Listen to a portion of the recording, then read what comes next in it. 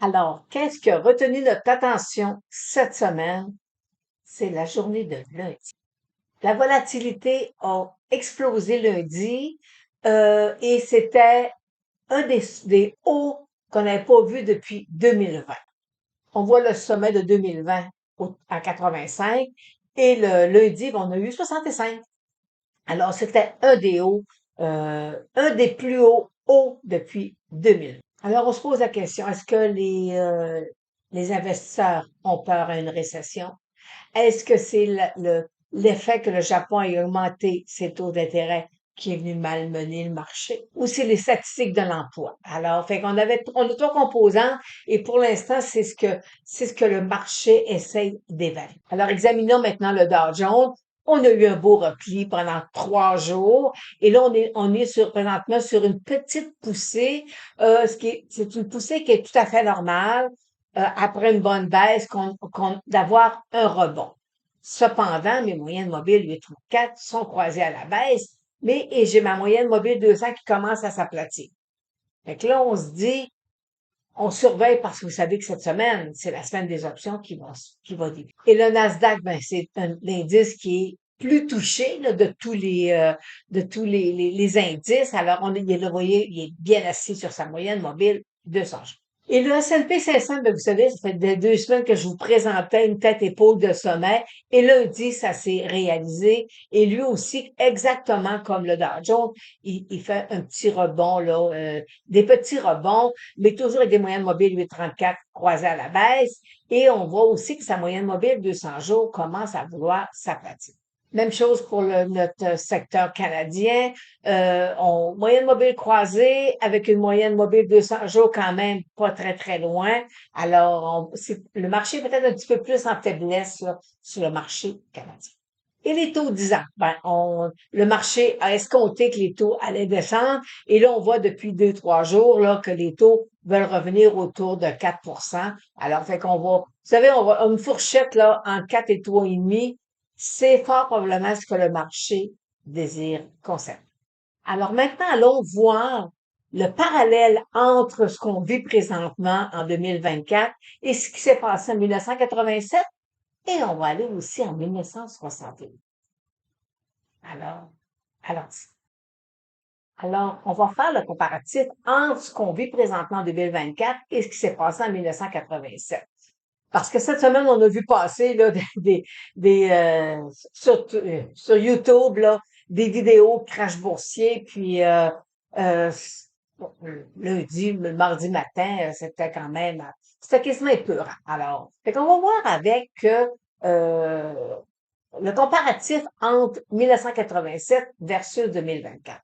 Alors, en 1987, le premier trimestre de l'année, le marché américain avait monté de 20,5%, tandis que cette année, il a monté de 10,2%. Alors, on voit qu'il y a déjà le marché cette année beaucoup moins fort qu'en 1987. Et en 1987, lorsque le marché a corrigé, on voit qu'il a corrigé plus tard. Et on voit que en 1987, le marché a commencé à corriger un peu plus tard. Et à ce moment-là, il y avait déjà une croissance de 35% lorsqu'il y a eu une correction. Et comparativement à nous présentement, où on a une croissance, à ce jour, on avait, quand le marché a baissé, on avait 18,8%. Alors, donc vous voyez, le marché était beaucoup plus exalté en 1987 versus aujourd'hui. Alors, on se pose la question. Voyez-vous ici, là, j'ai eu ma baisse, on l'a eu en juillet. OK, la baisse est arrivée en juillet, puis là, on a une correction. Est-ce que c'est ça? Est-ce qu'on va avoir un rebond puis qu'on va revivre 1987? Ben, bon, c'est dans les prochains jours qu'on va voir, mais pour l'instant, c'est pas quelque chose qui est d'un paramètre, là. Alors, oui, on a eu un repli, mais c'est incomparable avec ce qu'on a vécu en 1980. Alors, le comparatif en 1968 et 2024 est beaucoup plus positif. Alors, parce qu'il y avait quand même des points. OK? On était en 68 dans une année électorale. C'était les démocrates qui étaient au pouvoir. Il y a aussi le président de l'époque laissé sa place, qui a démissionné. Et il y avait aussi une convention en août pour les démocrates avaient une convention aussi en août. Alors, fait qu'on voit que c'est des points quand même là qu'on retrouve pas tout à l'heure lorsque j'ai fait l'analyse au niveau de 1987. Et on regardait. Présentement, tous les deux, on avait eu une baisse de marché en juillet et en août, le marché, ici, là, on est en juillet, on descend et on devrait repartir parce que eux aussi, regardez, en juillet, ils ont descendu, puis après ça, le marché est reparti en août à la hausse et fait que c'est un scénario qui est beaucoup plus positif versus 1987. Alors, fait que voyez-vous là, euh, on est dans des quand on dit certains disent qu'on est dans des crashs, non, on n'est pas dans un crash boursier. Présentement, la semaine passée, je vous disais, il faut que j'attende après la semaine des options, là, parce que là, c'est là qu'on va être capable d'évaluer est-ce qu'on repart. Alors, si je regarde ça, ben, je vais vous dire que on devrait, en principe, là, le pire serait derrière nous, là, par rapport à 1968. Pour ce qui est de 1987, ben, je préfère travailler avec la corrélation de 1968. Alors maintenant, là, on voit nos 7 magnifiques. Alors, vu on parle, on rentre dans les 7 magnifiques, vous savez qu'il y a beaucoup d'investisseurs qui ne veulent pas aller transiger en dollars US, ils veulent pas la conversion de la monnaie. Bon, OK, alors les autres, ils préfèrent rester en dollars canadiens. Alors, il existe présentement, puis le lien est sous la vidéo, là, c'est fait par la CIBC, où on peut aller chercher des titres où sont en dollars canadiens et c'est des certificats canadiens de dépôt et ça représente là pas mal juste là qu'est-ce qui se passe là, sur les titres américains. Alors on voit ici dans la liste, regardez, on a Apple, Amazon, Google, tous les gros titres américains sont représentés. Alors c'est intéressant si vous pouvez avoir juste dans un compte canadien avoir quand même une bonne vue d'ensemble de ce qui se passe sur le marché américain. Et de plus, la technique point and figure calcule aussi les cibles à la hausse ou à la baisse sur ces produits-là. Alors, c'est merveilleux. Je peux vous dire que c'est super intéressant parce que vous savez, la technique point and figure, c'est la technique qui va vous permettre de calculer des cibles à la hausse, des cibles à la baisse, puis en même temps, elle va vous permettre de conserver vos gains, de protéger vos gains parce qu'elle vous annonce qu'il y a possiblement un repris qui s'en vient. Alors, c'est une super de belle technique. Alors, on va voir maintenant nos 7 magnifiques. Alors, on va débuter avec Apple, naturellement. Voyez-vous, Apple est toujours au-dessus de sa moyenne mobile 200 jours. Il s'est replié il y a un très beau support. Le support que vous voyez, la grosse ligne rouge, là, c'est le support, je vais vous l'agrandir, regardez. C'est un support que ça lui a pris presque un an à percer, là, pour être capable d'aller toucher sa jambe haussière à 232. Alors, fait que présentement, ce support-là, il va bien le supporter et on va voir que Apple devrait vaguer là, entre 220 et 200 $ là. Alors, pour l'instant, c'est ce qu'on examine. C'est ce que moi, là, j'examine, là, j'ai une bonne zone. Mon support, là, à 220, à 200 $, c'est-à-dire, mon support me dit que Apple est quand même très fort pour l'instant. Ça serait assez surprenant qu'ils descendent, qu'ils viennent nous faire un bas, qu'ils reviennent là sous le 200 $. Mais à long terme, c'est pas la même chose. Mais ta plateforme, toujours, voyez-vous, est au-dessus de sa moyenne mobile 200 jours, mais il est quand même, elle est quand même limitée, là, et je ne suis pas tellement haussière, vous savez, sur le titre de Meta Plateforme, mais pour l'instant, tant et aussi longtemps, voyez-vous, le présentement est en train de nous faire un couloir latéral. Alors, on le laisse poursuivre dans son Microsoft qui est venu tester un peu sa moyenne mobile 200 jours, qui est revenu au-dessus. On avait eu un beau bull trap sur le titre. Et pour l'instant des moyennes mobiles, je peux vous dire qu'il est en faiblesse. Ça. On pourrait, là, s'il revient sous la moyenne mobile 200 jours, ben, on pourrait aller le revoir facilement là, autour de 370. Techniquement. NVDA aussi, voyez-vous, est sorti hors de son triangle. Il a dû fermer son gap. Le gap, j'ai marqué à fermer, mais le gap, il est fermé. Et voyez-vous, est à proximité de sa moyenne mobile 200 jours. Elle va peut-être pas seulement bien le supporter pendant un certain temps, quelques semaines. Pour ça, on peut avoir une baisse là, une autre baisse là, sur le titre de NVIDIA. Tesla, qui est sous sa moyenne mobile 200 jours. Puis, autant c'est un titre qui est aimé et qu'en même temps, il est détesté par les investisseurs. Alors, pour l'instant, moi, ce qui m'intéresse, c'est toute l'accumulation qu'il nous a faite en mai et juin et que là, le titre est reparti. Alors, présentement, ça lui donne un très beau son. Google, qui est assis aussi sur sa moyenne mobile 200 jours. Alors ça crée des faiblesses, OK? Puis, il y a quand même une bonne résistance, là. En revenir au-dessus de 170, selon moi, c'est peu probable dans l'immédiat. Amazon aussi, sous sa moyenne mobile 200 jours. Alors ça, c'est un peu plus en faiblesse. Même si les indicateurs sont en survendu, c'est de la faiblesse. Alors, fait qu'il faut le surveiller si, voyez-vous, si ma moyenne d'ici, mon support est autour de 155, faut qu'il reste au-dessus. Alors, je suis revenue sur le beau titre d'Apple. Alors, vous savez aussi que M. Buffett a liquidé une partie hein, de ses actions là, dans le premier trimestre de l'année. Alors maintenant, il a coupé toute sa position à 50%. Quand est-ce qu'il va liquider le reste? Mais je peux vous dire, c'est le cas de le dire que ça fait que le poignet va mal. Quand M. Buffett rentre quelque part, c'est boule. Quand il sort, ça devient parfois un petit peu plus difficile. Alors, je ne suis pas tellement haussière présentement sur le titre de Apple, en raison que M. Buffett peut nous donner, nous jeter, puis si vous regardez, on nous mentionne que M. Buffett a liquidé dans le premier trimestre de l'année. Alors, M. Buffett n'est pas allé chercher dans ses ventes un prix au-dessus de 200 $. Alors, mais vous savez, c'est des grosses positions à liquider. Alors, c'est très, très, très, ça demande du doigté, là, hein. Ils travaillent avec les options, ils font plein de stratégies et, fait que faut surveiller, voir quand est-ce qu'il va liquider son autre partie de son portefeuille.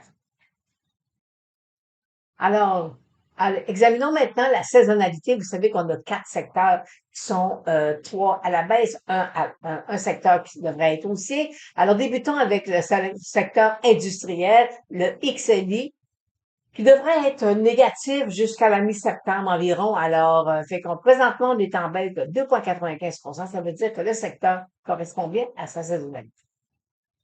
Le Bitcoin, puis là, vous voyez, on est sur un ETF, mais présentement, le Bitcoin est en baisse de 12% selon sa saisonnalité. Le HR du transport est à lui en baisse de 2,95%. Et le tout nouveau, le GDX, à partir du 1er août, généralement, il devrait être aussi jusqu'en décembre. C'est quand même une plage quand même assez de quelques mois, là. Alors, présentement, on débute avec un négatif de 5,56%, mais à long terme, il devrait être positif. Alors, c'est ce qu'on va surveiller pour vous. Alors, maintenant, allons voir les commodités.